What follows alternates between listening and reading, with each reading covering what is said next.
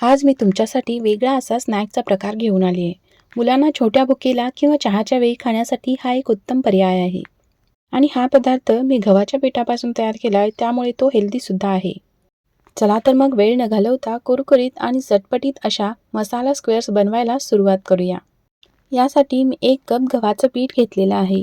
त्यामध्ये मी 4 चमचे कॉर्नफ्लॉवर घातलं, 1 चमचा जिरे घालायचे, अर्धा चमचा आमचूर पावडर घातली, 1 चमचा ओवा हाताने क्रश करून घालायचा.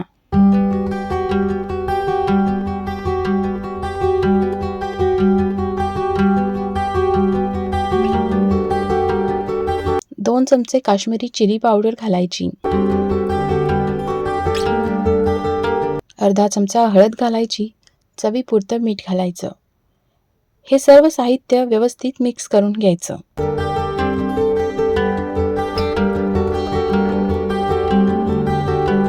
आता यामध्ये तेल घालायचं. इथं मी 4 ते 5 चमचे तेल घातले. व्यवस्थित मिक्स करून घ्यायचं. हाताने तेल व्यवस्थित पिठाला चोळून घ्यायचं.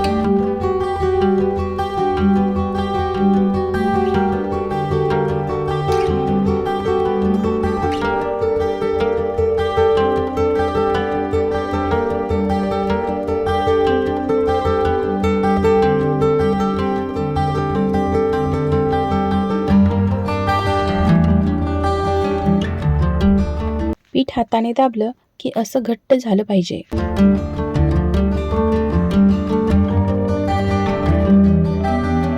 आता थोडं थोडं पाणी घालून पीठ घट्ट मळून घ्यायचं.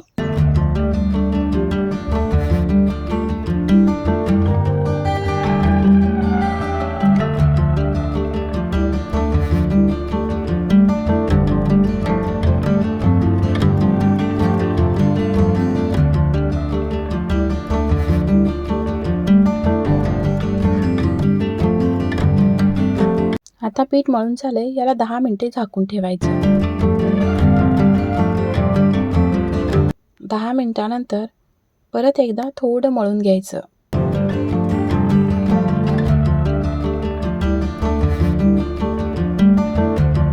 एक मध्यम आकाराचा गोळा करून घ्यायचा.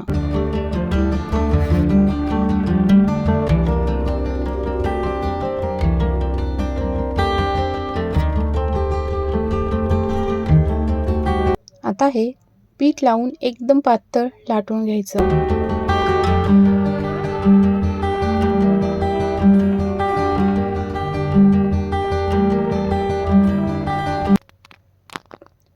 आपली जी चपाती असते ना, त्यापेक्षा थोडं पातळ लाटून घ्यायचं.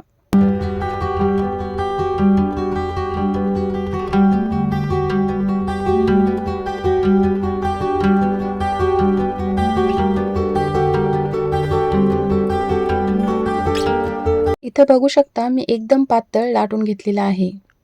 आता एका चिरण्याने किंवा चाकूने चौकोनी आकारात कट करून घ्यायचं. तुम्ही जर दुसरा कोणताही आकार द्यायचा असेल तर देऊ शकता.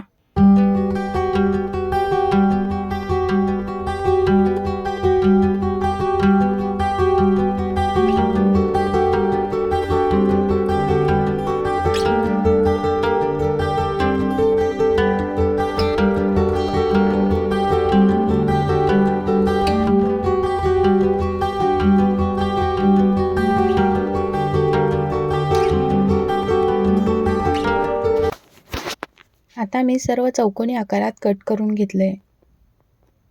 ह्याचा कडेचा भाग तुम्ही काढून टाकू शकता. आता हे मसाला स्क्वेअर तळण्यासाठी तयार आहेत. आता हे तळून घेऊया. मी सर्व मसाला स्क्वेअर तयार करून घेतलेत. आता कढईमध्ये तेल तापवून घ्यायचं. तेल तापलं की मध्यम ते मोठ्या आचेवरच हे तळायचं आहे. आता एक एक मसाला स्क्वेअर आपण सोडूया.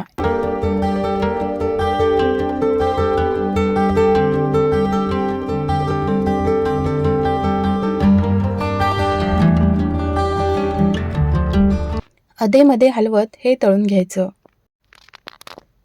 आता हे मसाले स्क्वेअर आपले तळून झालेले आहेत. अशा पद्धतीने सर्व मसाले स्क्वेअर तळून घ्यायचे.